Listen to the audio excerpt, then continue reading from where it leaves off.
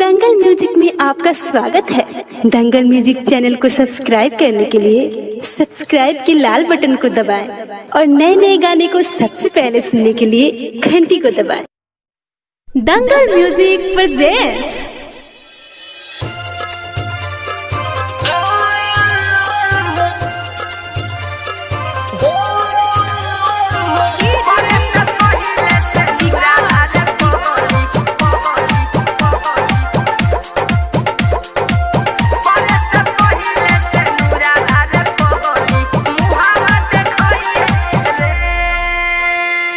Recording by DJ Vikas Raj studio.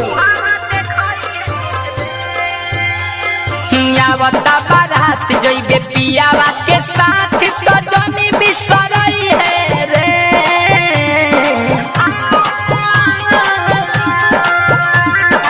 आवता बारात जइबे पियावा